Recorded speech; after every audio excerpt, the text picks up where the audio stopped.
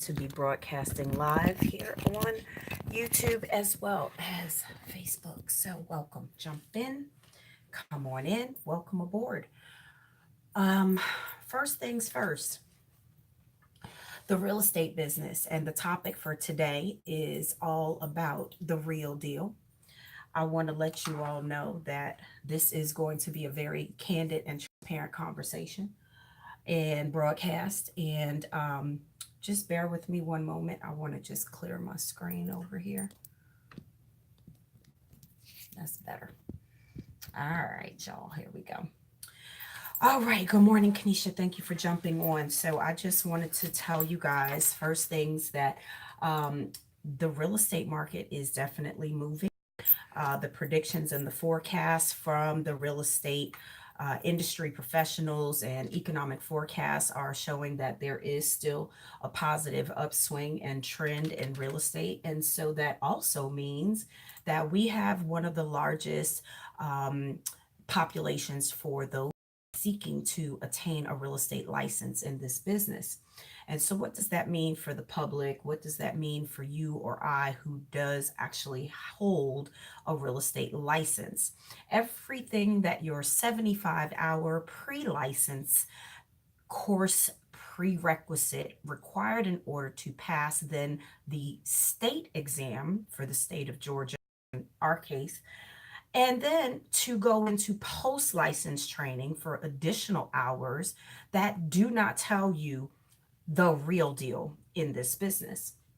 And so I want to just let you guys know 10 things, and that should help you at least gauge a focus on what the real deal is. So, first things first, the real deal is that it is a small business. Every licensed real estate professional who partners with a broker is still running, owning, managing their own business. And with said business comes responsibilities, and also there is fees involved. There are, excuse me, fees involved. So, what fees are those? You're probably wondering. If you have questions or comments, please drop them below. And thank you so much for jumping on. So, first things are, what are your requirements for holding this license and starting this business? And what then does it cost to partner with a broker? And what do those things look like? What are the advertising expenses? And how do I generate business? And then how can I do this repeatedly, successfully, over and over until it's no longer fun for me? And so that is point number one. Treat this business like a business, ladies and gentlemen, because there are certain things that you are responsible for as a small business owner. So, what are some of those things? How about the types of insurances that your business may require? In the professional world, there are certain insurances, for example, in real estate errors and omissions. In the business side of it, there is a business liability insurance, and with those policies come additional riders for additional insurance coverages and protection for you and your team and the people that work with you. So, again, excuse me for my voice, it is going quickly. So I'm gonna keep it short and sweet. So that's the second point, is just to establish your budget. Realistically, what is it going to cost me to own and operate and manage a business successfully, month after month, year after year? And how long the average business owner stays in business is only 5 to 7 years. So do the math times 60 months. What is this monthly budget for 60 months that you are going to commit to in order to be successful doing a process repeatedly as a routine, at least 40 to 50 hours a week that you are committed to being successful in your real estate business? Boom. So those are 2 points, right? And then once you partner with your broker, how about that business plan? That is something that most small business owners in real estate have never ever done, and this includes real estate investors, whether they're licensed or not. Most real estate investors don't factor the cost of owning and operating the real estate investment part of the business and partnering with the correct team of individuals that will help you keep money in your pocket by bringing value to you and what it is you said you set out to do.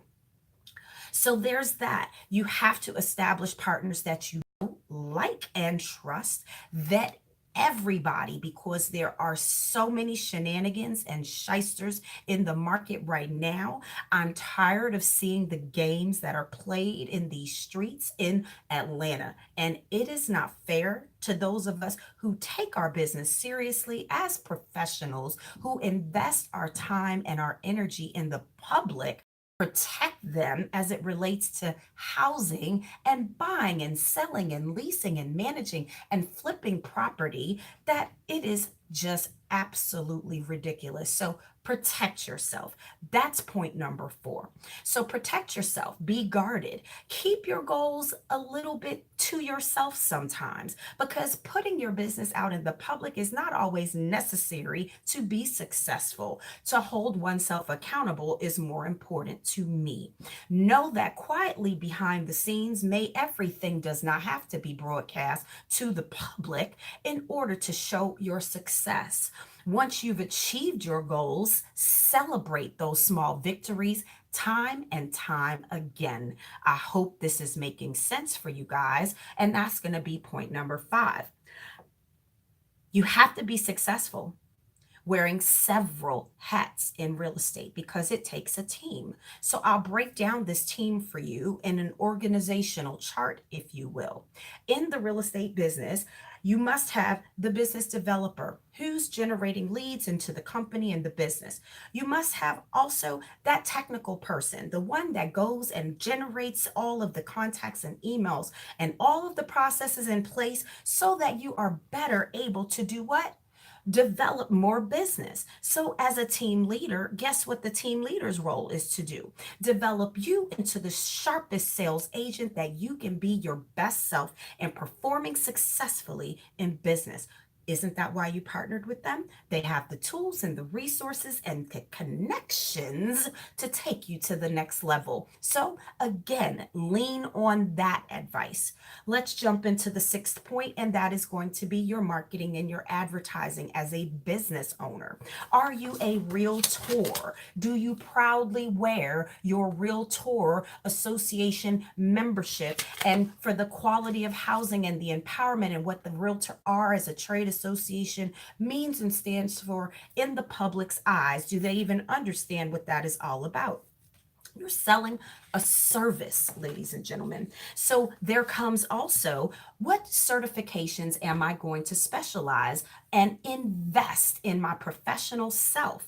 Well, for me, that included a green home certification that is going to pay off tremendously in 2019 and going forward. This was not even in existence 17 years ago when I started my real estate business. So, as a niche, as a focus to the market and the needs and the demands of these millennial buyers and consumers that are looking for green homes, that was an investment.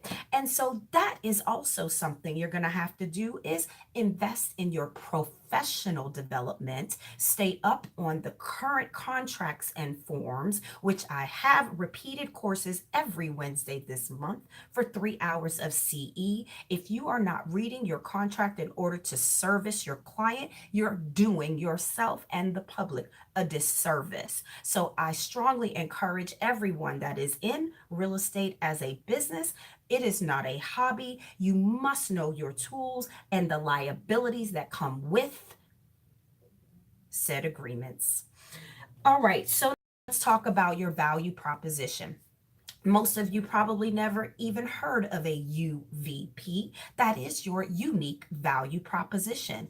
How confident are you in your ability to help the consumer buy and sell real estate in the market conditions for where they are, where they're wanting to be to achieve the goal of what? Home ownership. If something that you dream about and you desire in your heart every day to make a difference in the world, in the community, then maybe real estate is not the problem you are going to solve in the world.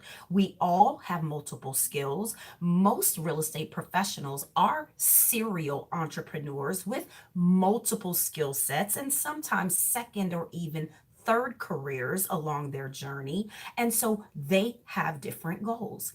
Everyone has a different goal. As a business coach, I've aligned myself over the years with people that have goals that are very attainable and those that actually are overachievers. When you are an overachiever, you are basically setting a goal that you have made a decision consciously and unconsciously that you cannot achieve.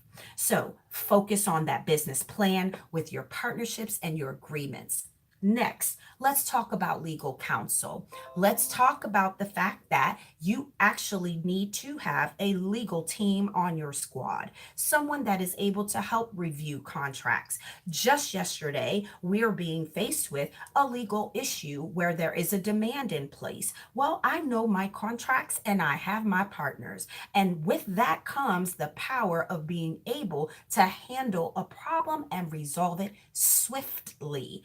As a business owner, no one wants any kind of legal matters coming across their desk. And how do you do that? You partner with the right people that you know, like, and trust to help you along in your business. All right. Point eight, let's move right into these partners. One, a closing attorney, a real estate attorney, some attorney that is going to help you navigate through contracts, period. Okay. Two, an inspector, someone that actually knows the ins and outs of real estate. Residential, commercial buildings, I don't care. Get those that niche in the specific market that you need, but you're going to need an inspector. An appraiser. I have an appraiser on my team. And that is because when you have developments from dirt and you need to determine values, you must get engaged with professionals and partner with professionals. And so that is a required team member. The money man or woman. Okay. Who are you partnering with as your financial lending mortgage partner? Are they likable, trustworthy, and can they close loans? That is very important to me when partnering with a lender to know that they can deliver. There's nothing worse than making promises to consumers in the marketplace that end up losing because of a losing mortgage person. So that is going to be key. So those are going to be my top five, y'all. Start there, grow your team, network accordingly, watch these different relationships help you thrive in your business, and that'll take you to point nine, the balance, the off time. Again, the schedule should look like a professional career that you've invested at least 40 hours a week, which basically tells the public that I am truly a business and I operate during business hours, defined by you, of course. What are your business hours? That is for you to define, so long as the clients know and understand and you put it out there for the people. I believe in the 5 day work week. That means I get to pick and choose my weekends or what 2 days off I choose to have. And guess what? Now that means Wednesdays are my teaching days. And for that, I've defined and explained to clientele that guess what? You'll find me in the classroom helping other individuals in this space thrive in their business. How about that? So, lastly, with the time that I have, before I jump off, I'm going to leave you with this: be a resource and a guide. The whole real estate industry is about the land, right? And our real estate license stands for a certain thing under this land. We trust kind of thing. And with that, I want you to put all of your effort into being sure that your consumers are protected with these contracts. There have been so many downfalls that I can't even begin to tell you publicly what people have suffered and endured, including myself in a down market when the market crashed. 2007, 8, and 9 were absolutely pivotal in my real estate career that also taught me the perseverance of this business. It takes a thick skin for real estate. It is a lot of ebbs and flows. And so, if you felt like starting a business that you would be able to control your time and possess this control of your life, I am here to tell you the real deal is that is not the case. You must define your business. You must define your role clearly. Let people know your value because we do not work for free. My license has entitled me to run and operate as a business. And so, for each and every one of you that hold this license as well, to you, I salute you. I wish you God's blessings in increase and prosperity in this space. Continue to do good works. Make sure that the public understands the value you bring, and I promise you will enjoy the journey of real estate selling one house at a time. Thank you for your time, your attention. I hope this gave you a little bit about the real deal of being a real estate agent, owner, broker, manager of such. All of those titles mean nothing. That just simply means that I am adaptable and I am able to shift when needed. Thank you, ladies and gentlemen, for tuning in. My name is Sabrina Lowry. I am your technology evangelist and realtor, Legacy Realty and Management at your service. And I will be teaching contracts tomorrow, 10 to 1:15 in Peachtree City. So, coming to a city near you, it is yours truly, Sabrina Lowry. Continue to check my online social media posts for additional training opportunities. And of course, those of you that know me, they slide into my inbox email and pick up the phone to call. I am at your service. I'm here to help, and I'm so, so thankful for our connection and this relationship. Have a great day. Take care.